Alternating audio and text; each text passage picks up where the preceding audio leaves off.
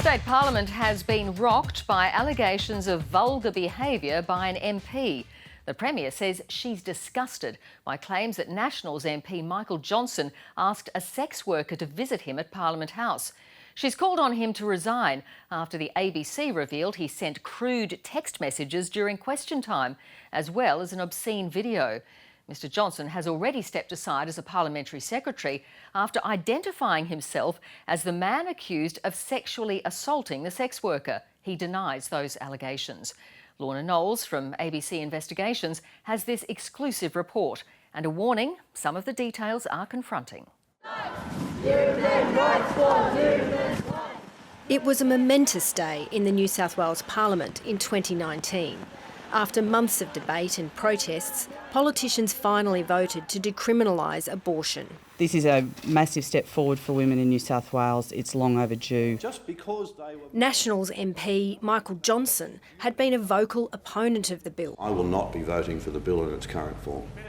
But on the day the law finally passed, Mr Johnsen was texting a sex worker in an exchange that lasted more than 2 hours. I'm in QT and I'm horny and want you so bad. Just over an hour later, Mr Johnsen sent the woman a video of a man masturbating in a toilet cubicle. For the lack of rain. 2 days earlier, MPs were debating drought management, a key issue in Mr Johnson's rural electorate. Or even do a rain dance. During this debate, he texted the sex worker after she sent him a topless photo. I'm sitting in the chamber with a on now. This woman says he was texting her. She says she first met Mr Johnsen in August 2019 after responding to his online ad for sexual services. He told her he was an MP and to keep it on the lowdown. I didn't think it was him. I thought it was somebody trying to get him in trouble, and when I realised it was him, I thought, what an idiot. They first arranged to meet on September 10, 2019 at New South Wales Parliament. Mr Johnsen texted, "My PH office could be fun." She responded, "I'd be up for that. I love a bit of adventure." Michael Johnsen invited the woman to meet him in the Jubilee Room, a grand heritage-listed library with book-lined walls and a stained glass ceiling.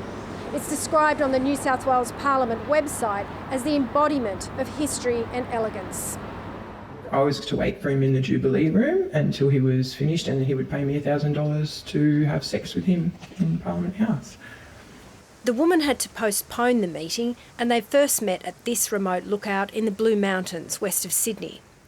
It was here that she alleges he sexually assaulted her. He has denied the claim, saying that any investigation will prove his innocence. New South Wales Police are investigating the alleged assault. I don't think he should be able to work in Parliament. Clearly he uses it as he sees fit. The woman says they met on 2 later occasions for consensual sex. Mr Johnsen has not responded to the ABC's questions about his conduct in Parliament. Lorna Knowles, ABC News. The revelations have prompted a chorus of outrage from state MPs. Nationals leader John Barilaro has joined the Premier in calling on Michael Johnsen to quit Parliament. Here's state political reporter Ashley Raper. Condemnation came thick and fast, and it started at the top. I don't know what other word I can use apart from absolutely disgusted. It's just not acceptable what has been displayed in the media today around his texting. Michael Johnsen had already been suspended from the Nationals while police investigate the allegation of rape. But now the party's leader wants him gone from Parliament. Just in relation to conduct and a standard we must set, I asked him this morning that he should step aside. A directive echoed by senior government MPs. He should resign. Michael Johnson's actions are unacceptable and he does need to go. He's got to go. And he's got to go today. Write your letter and put an end to this now. The Premier backed her deputy's call. I support the Deputy Premier's position and I absolutely agree that should occur.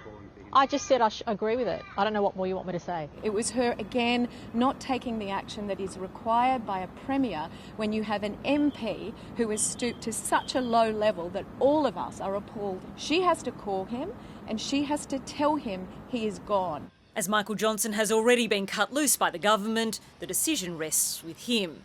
But he's remained silent. These latest revelations are as embarrassing for the government as they are shocking, but there's also a lot at stake. Michael Johnsen has pushed the government into minority, and there's no guarantee it'd be returned to majority after a by-election.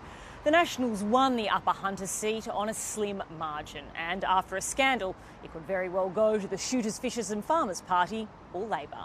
Look, we're not even thinking about that today, to be honest. I'd rather stand here doing the right thing than worrying about a majority in government. A government grappling with a crisis of conscience at a crucial time. Ashley Raper, ABC News, Sydney.